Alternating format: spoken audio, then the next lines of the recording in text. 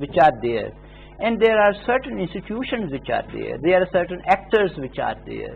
So India is one of the parties, but I believe that we need to take India very seriously when it comes to Pakistan. Because for Pakistan and for Pakistan's interest, India is like a tickling bomb. And we need to think about it before it detonates.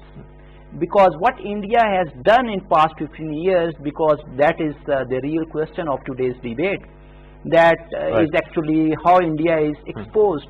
Their work for past 15 years against Pakistan is exposed. It is quite telling that India posed, like kind of metaphorically speaking, a tickling bomb, not only for Pakistan's interest but also for international security and stability.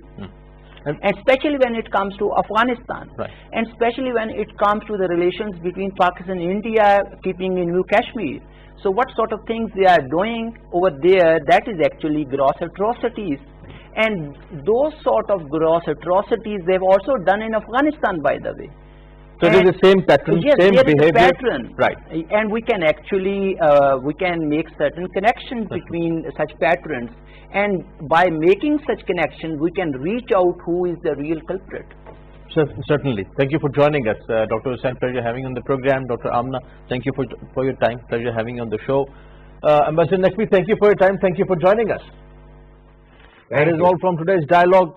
The underlying element is India's role in the region, and not that of anything positive, but that of a spoiler all over the region, I would say. Specifically in Afghanistan, the way they have been financing and supporting terrorist organizations.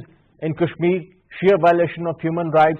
Kashmiris are under double lockdown, I would say, one because of the COVID and the other that is implemented and imposed by the Indian Army and the Indian government, the BJP government. Elsewhere in India too, things are precarious. The situation is fragile as far as the human rights are concerned.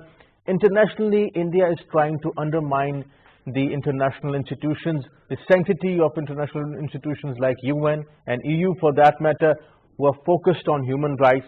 But India has a different way of seeing things, addressing things. Sheer propaganda at every level, domestically, the way Arnab Goswami episode just unfolded, and internationally, the way they have been using fake accounts, fake NGOs at UN and also at EU.